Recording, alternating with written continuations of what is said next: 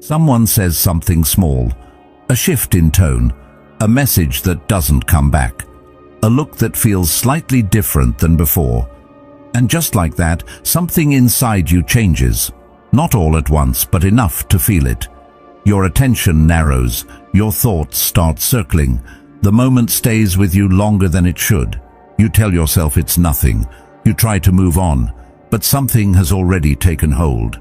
Your mind replays it, searching for meaning.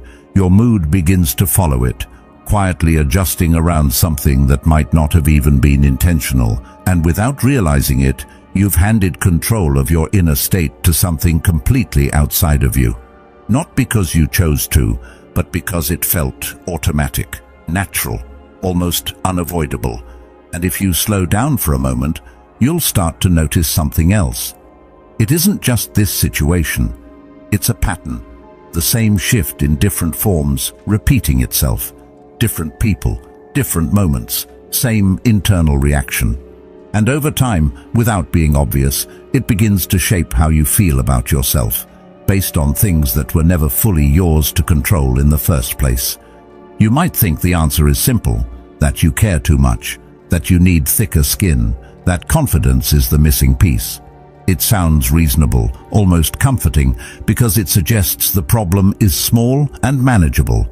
Just adjust your mindset. Be a little tougher. Stop taking things personally. But if that were true, it would already be fixed.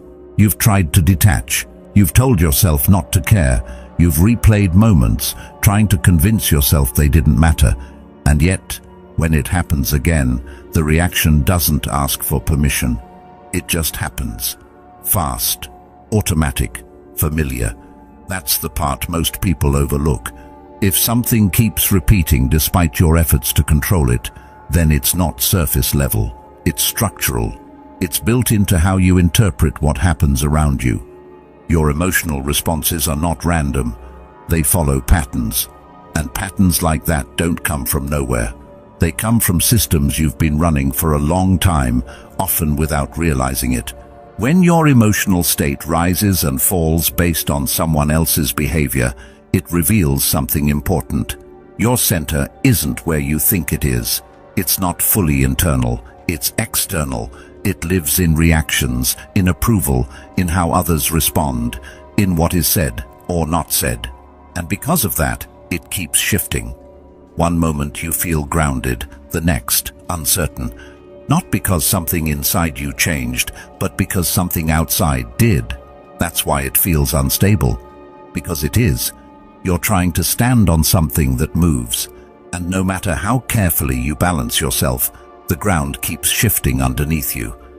Over time, this starts to feel normal, like this is just how life works. But what's actually happening isn't just natural emotional fluctuation. It's dependency, a quiet one, the kind that doesn't announce itself, but shows up in how easily your state is influenced by things you don't control. There's a difference between feeling something and being controlled by it. Feeling is temporary. It moves through you. Control changes how you think, how you act, how you see yourself. And when that control comes from something outside of you, it creates a kind of instability that follows you everywhere. It doesn't matter where you go or who you're with. The same pattern appears, just in different forms. This is where strength is often misunderstood. People think strength means shutting things down, becoming indifferent, not caring. But that doesn't solve anything. Suppression doesn't remove the reaction. It just hides it. And what's hidden builds pressure. It waits. And eventually it comes back stronger. So the goal isn't to feel less. It's to understand what your feelings are tied to. Because the real issue isn't that you feel too much. It's that your feelings are attached to things you don't control. And that attachment is what gives those things power over you. This is why two people can go through the same situation and come out with completely different reactions. One lets it pass. The other carries it for hours, maybe days. The difference isn't the situation, it's the interpretation. One is anchored internally, the other externally, and that distinction changes everything. There's a Stoic idea that cuts straight through this. If you are distressed by something external, the pain is not caused by the thing itself, but by your judgment of it. That's not just philosophy. It's a direct observation of how your mind works. The moment you really see that, something shifts. Because it means the source of your instability isn't out there. It's in how you're relating to what's happening. And that realization is uncomfortable. It removes the ability to blame the world. But at the same time, it shows you where your control actually is. That's where the shift begins, not in trying to control everything outside of you, which is impossible, but in understanding what's happening inside of you, in noticing how quickly your mind assigns meaning, how it turns small moments into something personal, how it creates conclusions that feel real, even when they're based on incomplete information.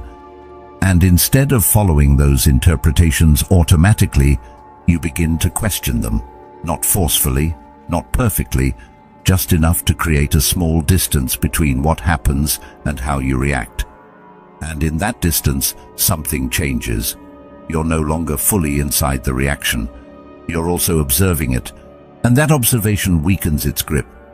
Over time, that small distance grows. You start to catch reactions earlier. You start to see patterns more clearly.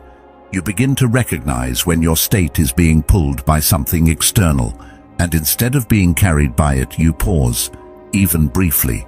And that pause gives you a choice, not a perfect one, not always a strong one, but a real one. You can either follow the reaction or step back from it, and every time you step back, even slightly, you take something back that you've been giving away without realizing it. Not all at once, but piece by piece. And that's how stability is built. Not by controlling the world, but by understanding how you relate to it. If this way of seeing things feels different, don't let it pass too quickly. Stay with it. Let it challenge how you've been interpreting your own reactions. And if you want to keep going deeper into this, if you want to build that kind of clarity consistently, then subscribing is a decision to keep looking at your own mind a little more honestly. The Stoics understood something that still feels uncomfortable when you really sit with it. Not because it's complicated, but because it's simple in a way that leaves no room for excuses. There are things that belong to you and things that do not. Your thoughts, your choices, the way you interpret what happens, those are yours.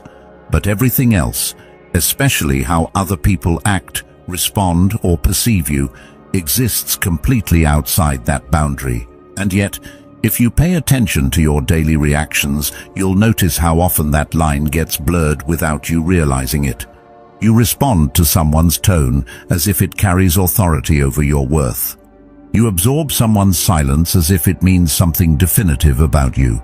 You take a reaction, something momentary and external, and treat it as if it's a stable truth. It doesn't feel like you're doing anything unusual when it happens. It feels natural, almost automatic. That's what makes it so easy to miss. The mind moves quickly, assigning meaning before you even have time to question it. A delayed response becomes disinterest. A short reply becomes rejection. A lack of enthusiasm becomes judgment. And once that meaning is assigned, your emotional state follows it immediately. Not because the situation demanded it, but because your interpretation shaped it. This is where the real shift begins, because the problem isn't just what's happening around you. It's how easily you convert external events into internal conclusions. There's a quiet assumption underneath all of this that rarely gets examined. The assumption that other people's reactions are reliable indicators of your value, that if someone approves of you, it confirms something real. And if they don't, it exposes something lacking. But when you rely on something unstable to define something that should be stable, you create a system that can never fully hold, because other people are not consistent. Their moods change, their attention shifts, their priorities move, and none of that has anything to do with you, even though it often feels like it does. This is where the Stoic distinction becomes more than just an idea.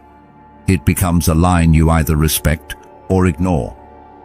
Some things are up to us and some are not. And the more you observe your own reactions, the more you start to see how often you step outside of what is yours and try to manage what isn't. You try to predict how others will respond. You adjust your behavior to influence their perception. You monitor their reactions to stabilize your own state. And in doing so, you slowly build a system where your internal balance depends on something external staying consistent. But the external world doesn't operate that way. It was never designed to. That's why the instability keeps returning. Not because you're doing something wrong in the moment, but because the structure itself is unstable. You've tied your sense of self to variables that change constantly, and when those variables shift, even slightly, your internal state shifts with them. It's not dramatic at first. Sometimes it's subtle, a small drop in mood, a slight sense of unease. But over time, those small shifts accumulate into a pattern that feels like unpredictability. Like you're fine one moment and unsettled the next, without a clear reason. This is why the Stoic perspective isn't about detachment in the way it's often misunderstood. It's not about ignoring people or becoming indifferent. It's about placing things in their correct position, recognizing what belongs to you and what doesn't, and refusing to mix the two. Because the moment you stop treating external reactions as internal truths, something begins to stabilize. Not perfectly, not instantly, but gradually. You start to notice the gap between what happens and what you make it mean. You start to see how quickly your mind fills in interpretations that feel real but aren't necessarily accurate. And instead of following those interpretations automatically, you begin to pause, even briefly. And that pause changes the entire dynamic. Because now the reaction is no longer immediate, it's observed. And once something is observed, it can be questioned. Not suppressed, not denied, but examined. You begin to ask whether the meaning you've assigned is actually justified or just familiar. Whether the reaction you're having is based on reality or on a pattern you've repeated so many times, it feels like truth. And in that process, something starts to shift. Not in the external world. People still behave unpredictably. Situations still change. But internally, the dependency begins to loosen. Because you're no longer handing over authority automatically. You're no longer treating every external signal as something that defines you. You begin to reclaim that boundary, slowly but consistently. And as that boundary becomes clearer, so does your sense of stability. Not because nothing affects you anymore, but because what affects you no longer has the same level of control. The reaction still exists, but it doesn't take over in the same way. It doesn't define the moment completely. It passes through instead of settling in. That's the difference between understanding this idea and actually living it. One is intellectual, the other is practiced. And the more you practice it, the more you realize that stability was never about controlling the world around you. It was about understanding what was never yours to control in the first place, and finally letting it go. There's a pattern hidden inside your reactions that doesn't become obvious until you slow down enough to notice it. Not everything affects you equally. Some comments pass through without leaving a trace, while others stay with you long after the moment is gone. One person's opinion feels irrelevant, almost weightless. Another's feels heavy, almost defining. And if you look closely, that difference isn't random. It's precise. It follows a logic that isn't immediately visible, but it's there, shaping what stays and what fades. The reaction itself is the clue. Not just that it happened, but how strongly it happened, how long it lasted, and how much space it took up in your mind afterward. It's easy to assume that the intensity comes from the situation itself, that something about what was said or done was objectively more significant. But when you compare different moments honestly, that explanation starts to break down. The same type of comment can affect you differently depending on who says it. The same behavior can feel harmless in one context and deeply unsettling in another. which suggests that the source of the reaction isn't only external, it's connected to something internal, something already there before the moment even happened. That's where things start to become more revealing. Because when a reaction feels disproportionate to the situation, it usually means the situation touched something that was already sensitive.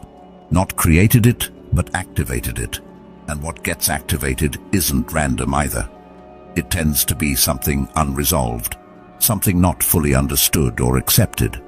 A part of yourself that hasn't been integrated, so it reacts strongly when it shows up in the external world. This is why certain people seem to have a kind of influence that goes beyond logic. It's not about their authority, their status, or even their intention. It's about what they represent to you, often without either of you realizing it. They reflect something back, and that reflection doesn't feel neutral. It feels charged, almost personal, and that charge is what drives the intensity of your response. Carl Jung pointed to this with a level of clarity that still feels unsettling. He observed that what you resist in others often exists in some form within you, even if you don't consciously recognize it. Everything that irritates us about others can lead us to an understanding of ourselves. That idea shifts the focus completely. Instead of looking outward for the cause of your reaction, it turns your attention inward, toward what the reaction is revealing. But pushing something aside doesn't remove it. It just moves it out of conscious awareness, and from there, it finds other ways to appear, often through projection, through seeing those same traits in others and reacting to them as if they're completely separate from you. That's why the reaction feels so strong. Because it's not just about what you're seeing, it's about what you're seeing reflected back. This is where the sense of threat comes in. Not a physical threat, but a psychological one. Because when something you've rejected internally shows up externally, it challenges the image you've built of yourself. It disrupts the way you prefer to see yourself. And that disruption creates discomfort.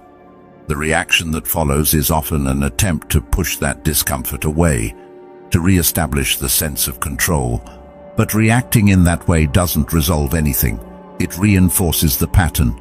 It keeps the focus on the external, on the other person, on what they did or didn't do. And as long as the focus stays there, the underlying issue remains unexamined, which means it continues to influence your reactions, often without you realizing it. There's a different approach, but it requires a shift in how you relate to your own responses. Instead of immediately judging the reaction or trying to suppress it, you start to look at it more closely. Not in a critical way, but in a curious one. You notice what specifically triggered the response. You pay attention to the intensity. You observe how it unfolds, and gradually patterns begin to emerge. You start to see that the same types of situations trigger similar reactions. That certain traits consistently stand out to you. That certain dynamics repeat themselves across different relationships. And once you see those patterns, you can't really ignore them anymore. They start to reveal something about how you've been relating to yourself, not just to others. This doesn't mean every reaction is a deep psychological signal that needs to be analyzed. Sometimes a reaction is just a reaction. But when the intensity is high, when it lingers, when it affects your sense of self, it's worth paying attention. Because that's where the deeper information is. And as you begin to understand those patterns, something shifts. The reaction doesn't disappear immediately, but it becomes less overwhelming. It loses some of its automatic control, because now, instead of being completely absorbed in it, you're also observing it. There's a small distance between you and the reaction. And in that distance, there's space. Space to question what you're feeling. Space to consider where it's coming from. Space to respond differently. Not perfectly, not every time, but enough to start changing the pattern. And over time, that small shift in awareness begins to change how much power those moments actually have over you. At a certain point, the pattern becomes too consistent to ignore. The same types of traits keep triggering the same kinds of reactions, even when the people and situations change. It's no longer convincing to say it's just coincidence or bad luck with others. There's something more structured underneath it, something that repeats with enough precision that it starts to feel intentional. Not intentional in the sense that you choose it, but in the sense that it follows a design. And once you begin to notice that design, the idea of projection stops being abstract and starts becoming something you can actually observe in your own life. It shows up in the details, the way a certain kind of arrogance immediately gets under your skin, not just as a mild irritation, but as something sharper, something that lingers. The way someone else's neediness creates a reaction that feels stronger than the situation seems to justify. The way certain behaviors feel almost personal, even when they're not directed at you in any direct way. These reactions don't come out of nowhere. They're tied to something internal, something that has its own history, even if you're not fully aware of it. Because the truth is, the traits that disturb you the most are often the ones you've had to negotiate within yourself. Not necessarily traits you openly express, but ones you've learned to suppress, reshape, or deny. Maybe confidence was once seen as arrogance, so you learned to hold yourself back. Maybe needing support was seen as weakness, so you trained yourself to appear independent. Over time, those adjustments become part of how you operate. They shape your behavior, your self-image, and the way you relate to others. But the original impulses don't disappear. They're still there, just pushed out of sight. And what happens to something that is pushed out of awareness but never resolved? It finds another way to exist. It doesn't vanish. It relocates. Often it shows up externally, through other people. You start noticing those same traits in others, and because you've created distance between yourself and those traits internally, they feel foreign when you see them outside, but at the same time, they feel familiar in a way that's hard to explain. That combination, familiarity and rejection, is what gives the reaction its intensity. Carl Jung described this dynamic in a way that cuts straight through the surface. He noted that what remains unconscious doesn't stay inactive. It continues to influence perception and behavior from the background. Until you make the unconscious conscious, it will direct your life and you will call it fate. That idea carries a weight that becomes clearer the more you observe your own patterns. Because when something keeps repeating in your reactions, it starts to feel like it's just the way things are. Like certain people just affect you more, like certain situations are just more difficult. But when you trace it back, you begin to see that it's not just about the external, it's about something internal that hasn't been fully seen. This is where the meaning of your reactions begins to shift. Instead of treating them as direct responses to what's happening outside, you start to see them as reflections. Not perfect reflections, not always obvious, but reflections nonetheless. Each strong reaction carries information. It points to something within you that is still active, still influencing how you interpret the world. And if you ignore that signal, if you continue to focus only on the external trigger, the pattern continues. There's a certain resistance that comes with this realization. It's uncomfortable to consider that the things you dislike most in others might have a connection to something within you. It challenges the clarity of your judgments.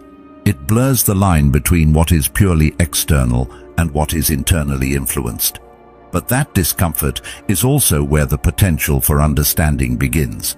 Because once you allow yourself to consider that possibility, your reactions stop being something that just happens to you.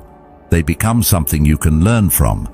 This doesn't mean that every reaction is a projection or that every trait you notice in others exists in you in the same way. The point is not to collapse all distinctions, but to recognize patterns where they exist, especially when the reaction is strong, persistent, and disproportionate. That's usually where the deeper information is. That's where something within you is being activated, not created, but brought into awareness through the interaction. When you start paying attention to this, something subtle begins to change. The reaction still comes, but it's no longer completely automatic. There's a moment, even if it's brief, where you notice it. You recognize the intensity. And instead of immediately directing your attention outward, you begin to turn some of that attention inward. Not in a self-critical way, but in a curious one.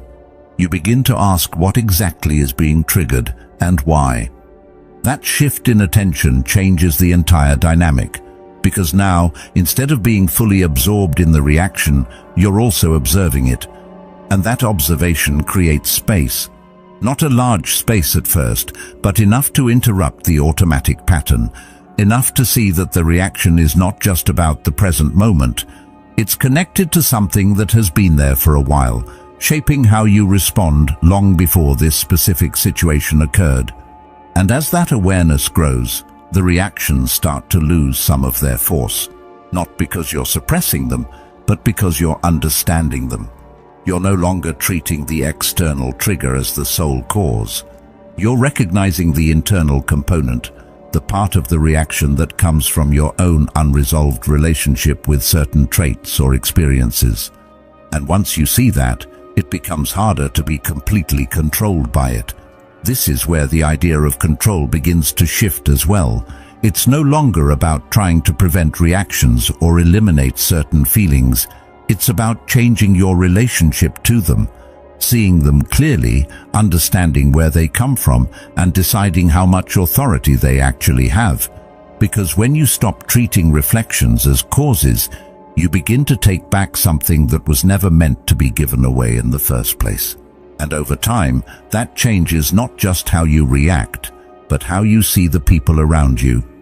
They stop being triggers in the same way, not because they've changed, but because your interpretation of what they represent has.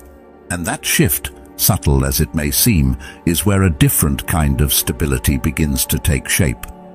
There's another layer to this that feels different, almost deceptive in how convincing it is. It doesn't show up as irritation or discomfort.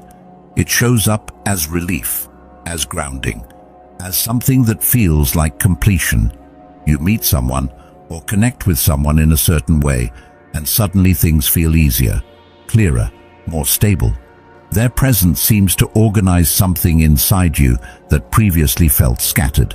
Their attention feels meaningful in a way that goes beyond surface-level validation. It feels like recognition, like something in you is finally being seen and confirmed, and because it feels positive, it rarely gets questioned. But if you stay with that feeling long enough, something else becomes noticeable. The stability it creates isn't entirely yours. It depends on their presence, their attention, their consistency. When they're there, you feel grounded. When they pull back, even slightly, something shifts again. The same sense of stability that felt so solid begins to weaken, not all at once, but enough to feel it. And the more you rely on that external source to maintain that feeling, the more sensitive you become to any change in it. This is where the pattern starts to reveal itself more clearly, because what feels like connection is often mixed with dependency, not dependency in an obvious or extreme way, but in a subtle, psychological sense. You begin to place part of your internal balance in someone else's hands, not consciously, not intentionally, but gradually, through repeated interactions, through the way their responses affect you, through the meaning you attach to their presence. And over time, that connection becomes something you rely on to feel a certain way about yourself. That's why the loss of that connection doesn't feel like a simple change. It feels disproportionate. It feels like something larger has been taken away. Because in a sense, it has. Not just the person, but the part of yourself that you were experiencing through them. The version of yourself that felt more complete, more stable, more certain. And when that disappears, it creates a gap, a kind of internal absence that feels difficult to explain. Carl Jung approached this in a way that shifts the entire perspective. He suggested that what we often see in others, especially the qualities we deeply admire or feel drawn to, are not just attributes of that person. They are also reflections of potential within ourselves that we haven't fully developed. The privilege of a lifetime is to become who you truly are. That idea carries a different kind of implication when you apply it here, because it suggests that what you feel in the presence of someone else is not something they are giving you, it's something they are helping you access. But if you haven't built that internally, if you haven't developed those qualities within yourself, then the experience remains external. It depends on them, which means it can be removed. And when it is, the absence feels like a loss of something essential, even though it was never fully yours to begin with. This is why the emotional reaction to someone pulling away can feel so intense. It's not just about missing them, it's about losing access to a certain state of being that you had come to associate with them, a state that felt like clarity, confidence, or completeness. And without them, that state feels out of reach again, not because it doesn't exist, but because the pathway you were using to access it was external. You're no longer unconsciously placing your sense of wholeness in someone else. You're recognizing that what feels like completion is actually a reflection of something you're capable of developing within yourself. And that realization begins to shift the dependency. Not instantly, not completely, but enough to change how you relate to the connection. You can still appreciate it, still value it, still feel the impact it has, but it no longer holds the same level of control, because your sense of self is no longer fully tied to it. You begin to build that sense of stability from within, gradually, through your own actions, your own understanding, your own way of relating to yourself. And as that internal foundation strengthens, the external connections start to feel different as well. Not less meaningful, but less necessary for your sense of balance. You're no longer looking to them to complete something. You're engaging with them from a place that is already more whole. That shift changes everything. Because now, when something external changes, it doesn't create the same level of collapse. The connection can shift, evolve, or even end. And while it may still affect you, it doesn't take something essential away. Because what felt essential was never meant to be held outside of you in the first place. And in recognizing that, you begin to take back something that was quietly placed elsewhere. Not by force, not by detachment, but through understanding. And that understanding becomes the beginning of a more stable way of being, one that isn't constantly dependent on whether or not someone else stays the same. At this point, the pattern starts to come together in a way that's difficult to ignore. On one side, there are the traits you reject, the parts of yourself you've pushed away, showing up in others and triggering strong reactions.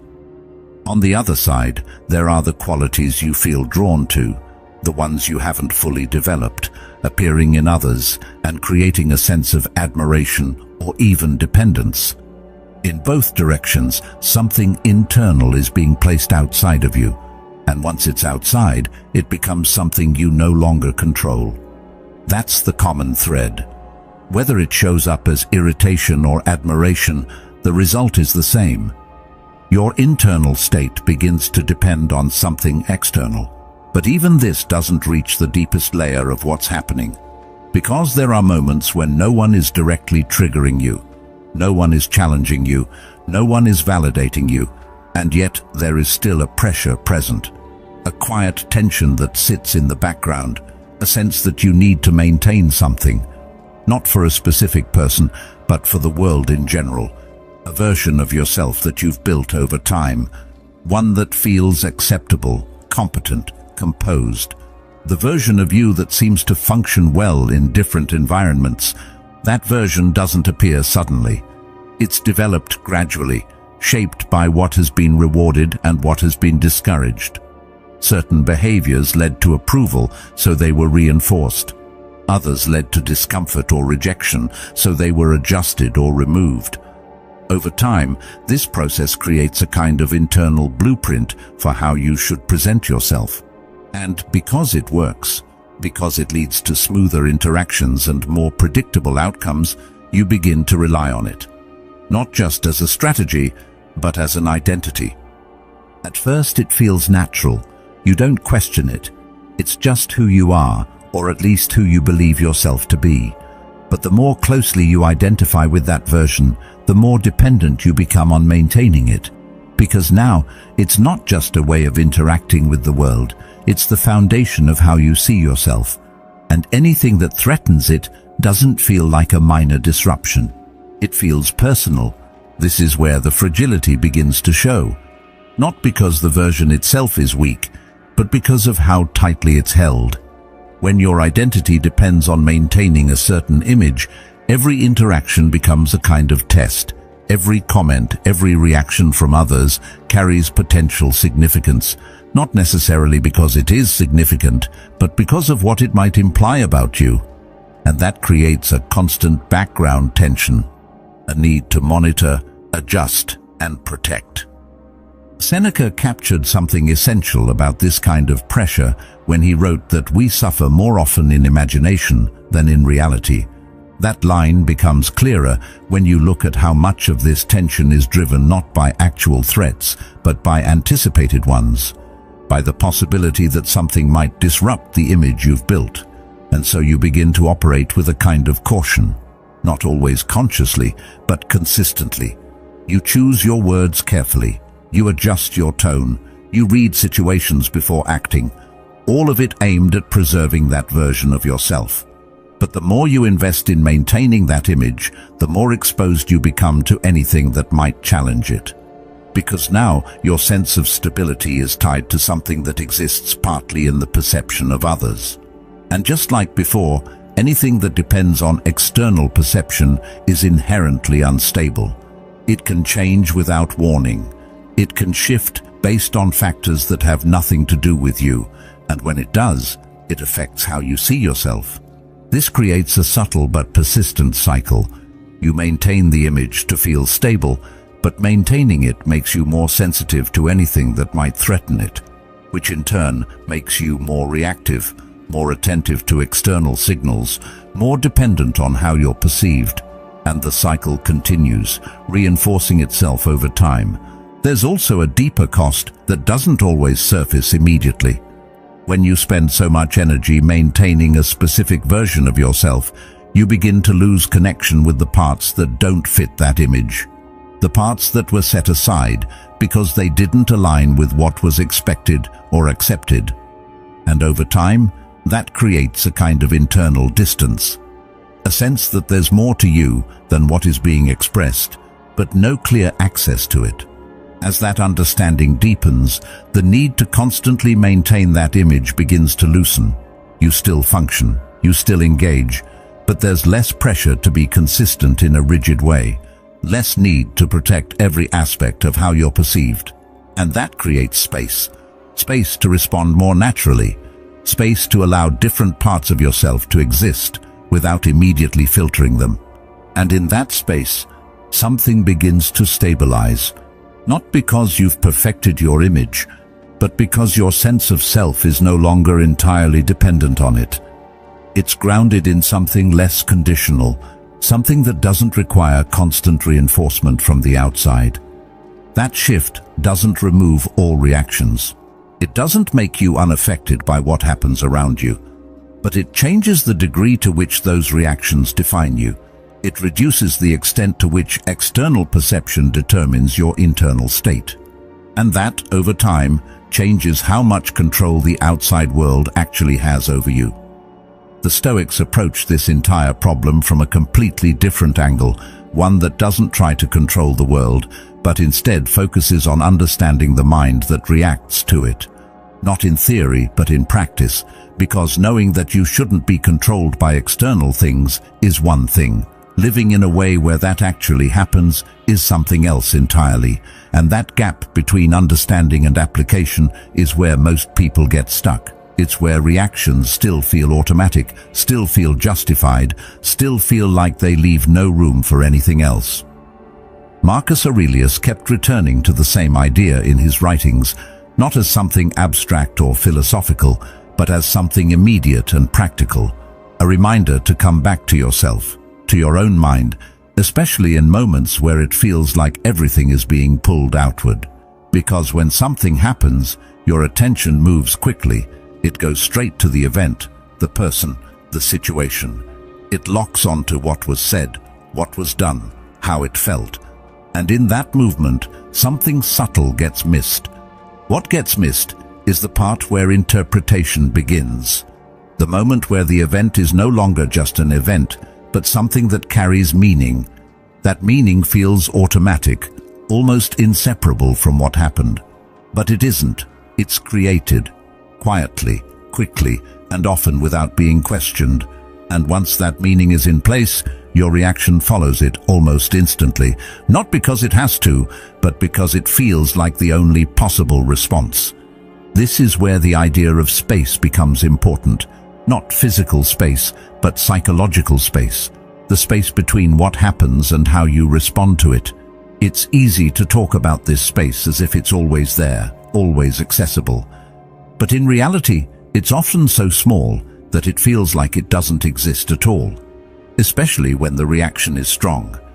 When something hits a sensitive point, the response can feel immediate, almost reflexive. And in those moments, it doesn't feel like there's any gap to step into. But reaching that point consistently requires practice, not dramatic effort, but repeated attention, because your mind is used to reacting quickly. It's used to forming interpretations instantly and treating them as truth. And changing that pattern doesn't happen by simply deciding to think differently. It happens by slowing down just enough to see what's happening before it fully takes over.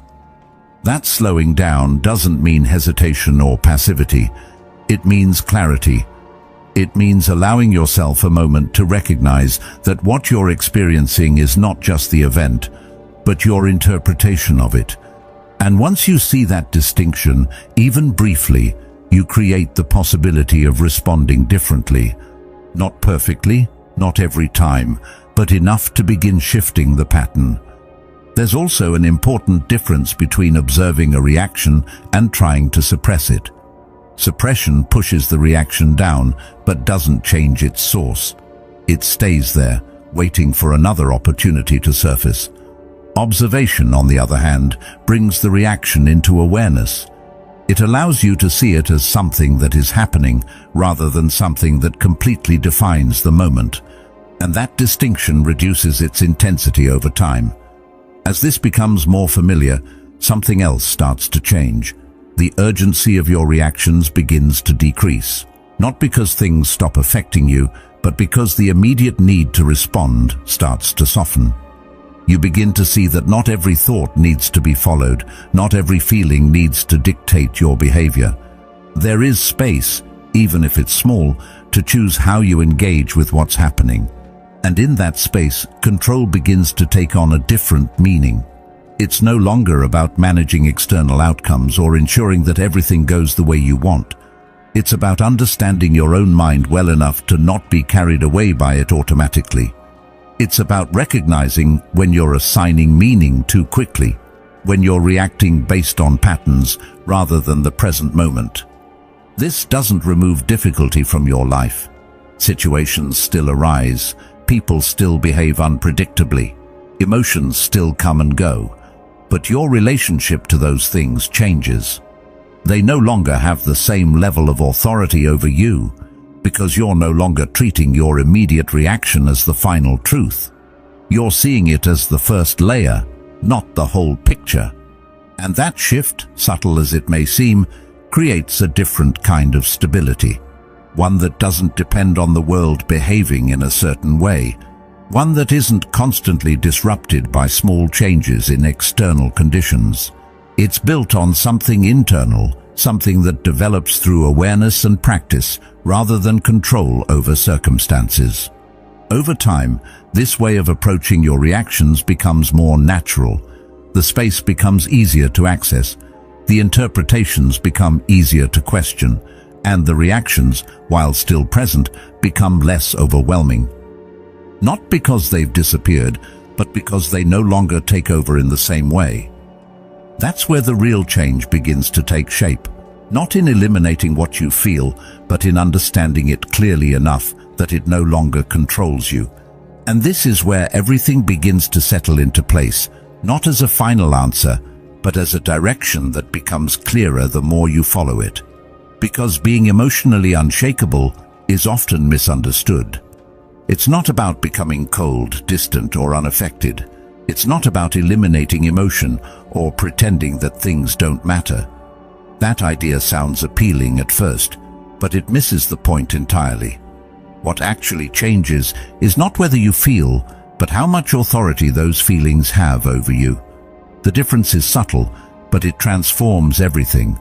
The core of it comes down to something simple, but difficult to practice. Where is your center?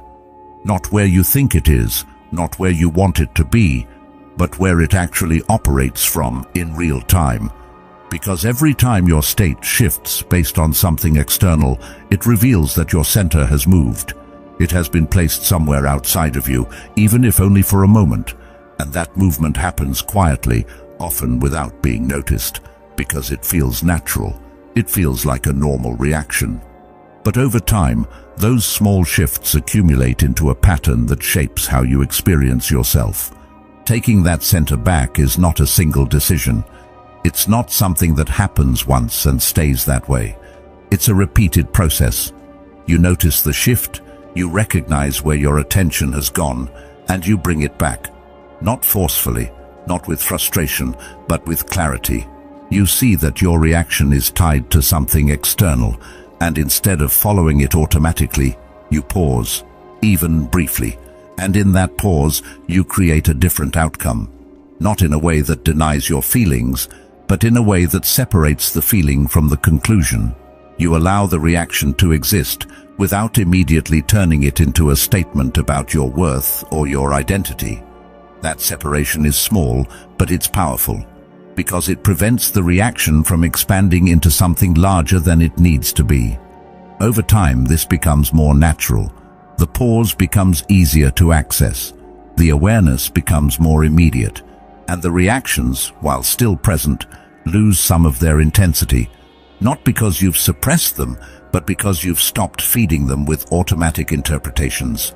You've stopped turning every external signal into something that defines you. This doesn't mean you become unaffected by what happens around you. You still feel things. You still experience moments of discomfort, frustration, or disappointment. But those experiences no longer have the same level of control. They don't dictate your entire state. They pass through instead of taking over. There's also a shift in how you relate to other people.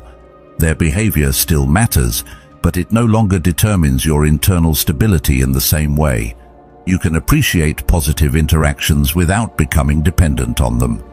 You can experience negative interactions without collapsing into them, because your sense of self is no longer tied as tightly to those external responses. And this is where a different kind of stability begins to form. Not one that depends on consistency in the external world, but one that comes from understanding your own mind, from recognizing patterns, questioning interpretations, and choosing how much authority you give to what happens around you. It's quieter than the kind of stability most people look for, less dramatic, but more reliable. The process itself is gradual. There are moments where the old patterns return, where reactions happen quickly, where awareness comes too late. That's part of it. The goal is not perfection, it's direction. Each time you notice the pattern, each time you create even a small pause, each time you question an automatic interpretation, you shift the pattern slightly. And those small shifts add up. They change how often you react automatically. They change how long those reactions last. They change how much influence external events have over your internal state. Not all at once, but over time, in a way that becomes noticeable if you pay attention. Eventually, something becomes clear. The stability you were looking for was never going to come from controlling the external world. It was always going to come from understanding how you relate to it, from recognizing where your center is and bringing it back when it moves. And once that becomes part of how you operate, the world doesn't need to change for you to feel different, because the control you were looking for was never out there. It was always in how you chose to respond to what happens moment by moment. There will always be noise. People will change. Situations will shift. But the moment you stop letting those things decide who you are, something quiet and powerful takes its place. A kind of stability that doesn't break every time the world moves. And once you feel even a glimpse of that, you won't want to go back. If something here stayed with you, don't let it fade into another passing thought. Go deeper. There's a video on your screen that will help you continue this shift. Watch it while this perspective is still fresh.